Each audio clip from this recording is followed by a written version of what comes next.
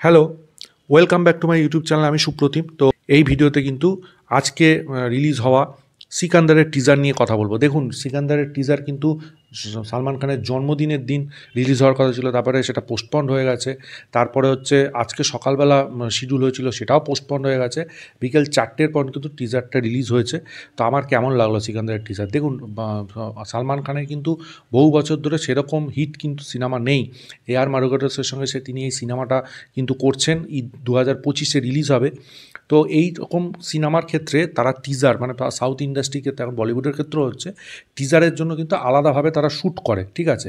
সেটা কিন্তু সিনেমার সঙ্গে রিলেটেড হয়, স্টোরির সাথে, কিন্তু সেই সিনগুলো কিন্তু সিনেমায় নাও থাকতে পারে, আলাদা করে আলাদাভাবে শ্যুট করে। তো সেটা বোঝাই যাচ্ছে। তো একটা মিউজিয়ামের মধ্যে সালমান খান হেঁটে যাচ্ছে, তো মিউজিয়ামের মধ্যে ভর্তি বন্দুক, এখান থেকে পরিষ্কার বোঝা যাচ্ছে সিনেমাটার মধ্যে কী লেভেলের অ্যাকশন থাকতে চলেছে।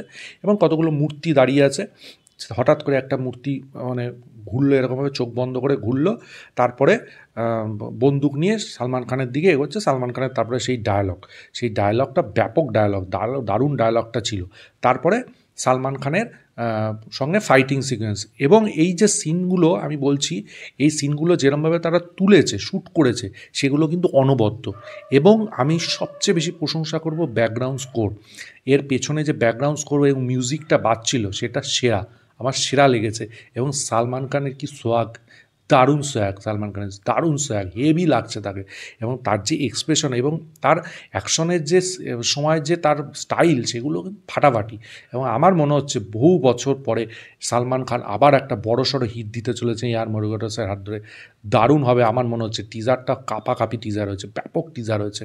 এবং টিজারটা শেষে যে ওরমভাবে যে মানে পায়ের মধ্যে বন্দুকটাকে করছে, ওই জায়গাটা স্লো মোশনে ব্যাপক লেগেছে, ব্যাপক।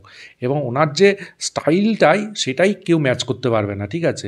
দেখুন, জাবান বা আদার্স সিনেমাগুলোতে কিন্তু অনেক স্টার, মানে শাহরুখ খানের কথা বলছি, আরও অনেকেই কিন্তু এরকম টাইপের অ্যাকশন করেছে, কিন্তু সালমান খানের অ্যাকশনের স্টাইলটাই আলাদা, অন্য লেভেল।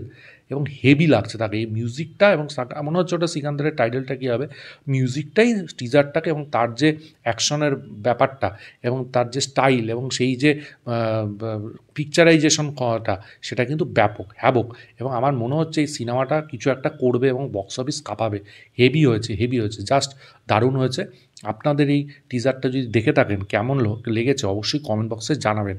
এবং ভিডিওটা ভালো লাগলে লাইক করুন, শেয়ার করুন, চ্যানেলটা অবশ্যই সাবস্ক্রাইব করুন, পাশে থাকা বেল আইকনটা ক্লিক করতে ভুলবেন না পরবর্তী নতুন কোনো আপডেটসের জন্য। ততক্ষণের জন্য গুড বাই বন্ধুরা।